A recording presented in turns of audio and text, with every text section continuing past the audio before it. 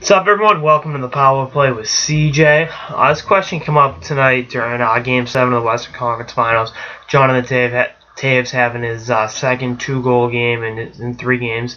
With the Blackhawks coming back to force a Game 7.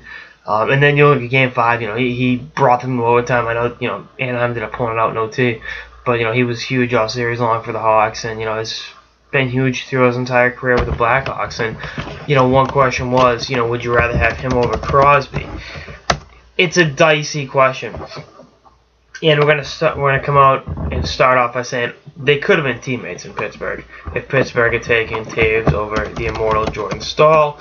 Likewise, had St. Louis taken Toews over the great Eric Johnson, then he'd been on the other side of that Central Division rivalry. But I think it bears mentioning that Crosby has done okay in Pittsburgh. I mean, I know Toews is on his 3rd final. Crosby's gone to 2, won 1, and Toews has won 2 cups.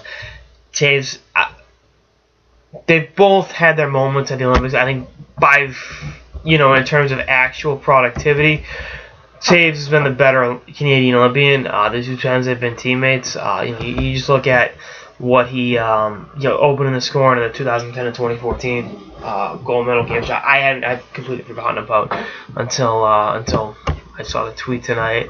And then again the big Game 7 tonight. He's really just had some amazing moments with the Hawks, and he's been a big part of, along with Patrick Kane, making that team relevant again after some really, really tough decades there.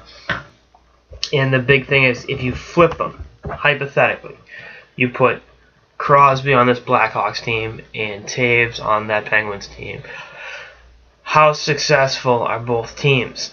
And it's kind of tough situation. I think Crosby would do fine with those Blackhawks. You imagine him on a line with Patrick Kane. I mean, imagine Crosby cutting to the net on the power play with Kane's patience and precision, feeding him tape to tape with Crosby's hands down low. The amount of deflections, tip-ins, tap-ins, and just greasy goals that have by cutting to the front of the net in the power play with the way Kane can dish.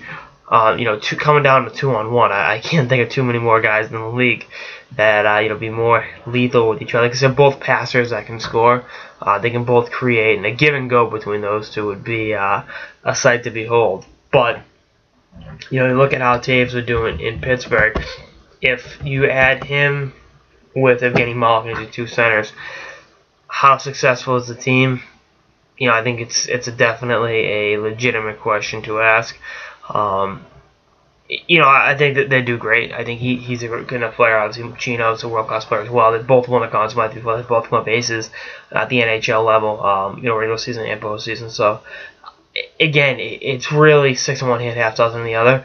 Toews has only averaged a point a game in a season once, and that was in 2013, the lockout shortened season. And then his playoff numbers are pretty good. 97 points in 110 games are really, really good. He went out of his mind in 2010. I mean, he was a man possessed when they won the Cup, the first Stanley Cup. So, again, and he does everything. I mean, he's more than just numbers. If you watch him play, he does more than just score. Likewise, with City's, puts on video game numbers, the job of a hat. So, again, this is a really, really tough situation. So I'm going to cop out.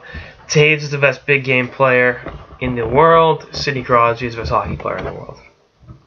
Again, you can spin it whatever way you want, but you reverse either one of them. You can't say the Blackhawks be less successful. And does Pittsburgh win the Cup with Toews and Malkin as opposed to Crosby and Malkin? I don't know, but I can't say that Blackhawks team would do just fine. So they're both world-class players. Give Crosby a slight edge, but again, the Blackhawks fans are going to cruise fine for saying that. So again, it's just the nature of the beast. Good players in right circumstances can do great things. So we'll see what happens.